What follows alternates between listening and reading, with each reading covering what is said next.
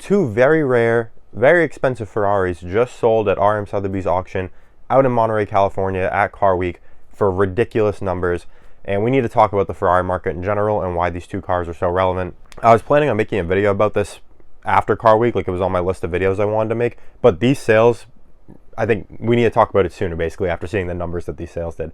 I hope you've been enjoying the Car Week content on the channel. I've been trying to cover new cars as they come out. I've got videos in the works on the new Aston Martin we saw yesterday, the new Gordon Murray S1 I'm excited to cover, and if you haven't already seen any of my videos I've done on the new manual McLaren we got, or the Lamborghini Revuelto SV, please go check those out as well. The Koenigsegg CC GT1, that was a cool car. If you haven't already, please like and subscribe for me. It really helps me grow the channel and get the videos out in front of more people. I apologize if I sound tired. I've been working late on these videos for you guys, and then I went to a car show first thing this morning because I love cars, so I'm still at a car show even though I'm staying up late making car videos, and we're keeping them cranking out all weekend. So I hope you enjoy. Please like the video for me. Please support the channel. Now let's get into these new Ferrari sales. So a few months ago, really back in like February at Moda Miami, when that RM Sotheby's auction happened, Ferrari values have gone absolutely through the roof in general, not just, this weekend at Monterey. It's been plenty of weekends and auctions in between February and now where Ferrari values have just kept climbing, kept climbing. Some models are more affected by others, of course. 48 Pistas and especially Pista Spiders have been crazy for a good year and a half, 2 years now, I would say. But even they've climbed even higher in recent things. I mean, I don't even know if you can get a Pista for under $1 million anymore, which is absolutely insane because not that long ago they were, 500 grand. But this weekend we just had a yellow Ferrari SP3 Daytona sell for $17.5 million. 17.5. Keep in mind, this car was only about $3 million new from Ferrari only like 3 years ago. There's 600 of them, so it's not like there's only like 100, like something like a Koenigsegg Jesko, let's say, where there's 125 of them. There's 600 SP3s. This one just sold for $17.5 million. And then a Ferrari Enzo, a nice one, to be fair, black with red leather, a good Ferrari spec, just sold for $10 million. Enzos were $3 million, I don't know, a year and a half ago. Like, they were not this expensive.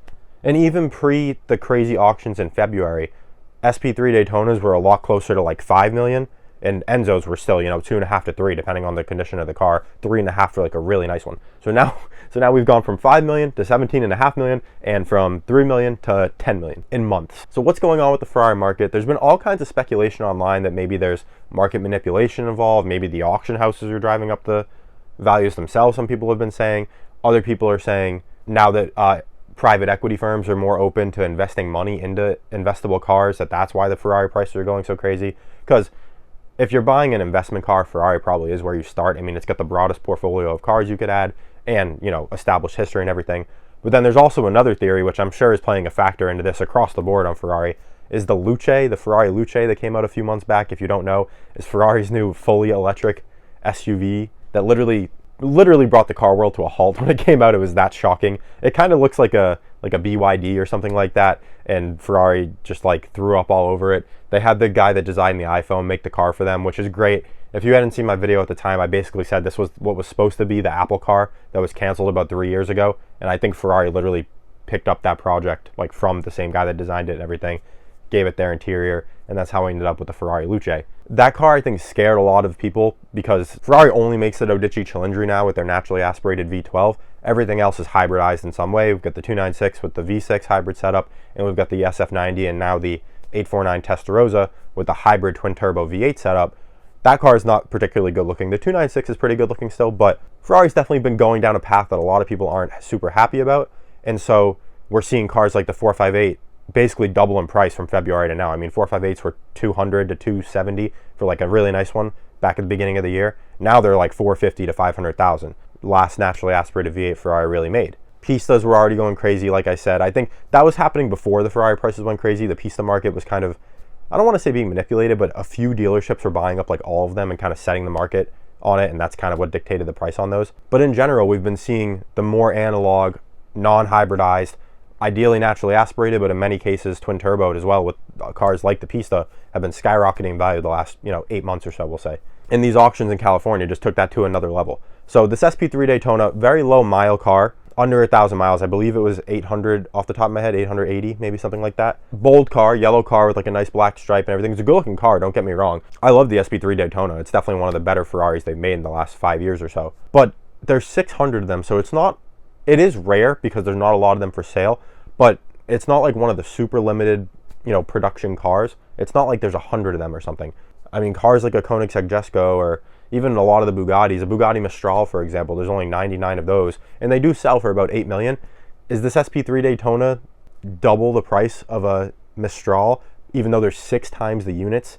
It's just a little hard to swallow. It does feel like something else is going on there. Maybe there's some type of manipulation, maybe just because the Ferrari name is such a good entry point from an investment standpoint. They're not very old either, which, like, in a way you can kind of expect the Enzo to, you know, appreciate over time. As, you know, Ferraris get older, they tend to appreciate at least the special ones, like a 288 GTO, for example. It makes sense the Enzos would start climbing, and especially because they've been valued essentially less than what a LaFerrari has been for a while.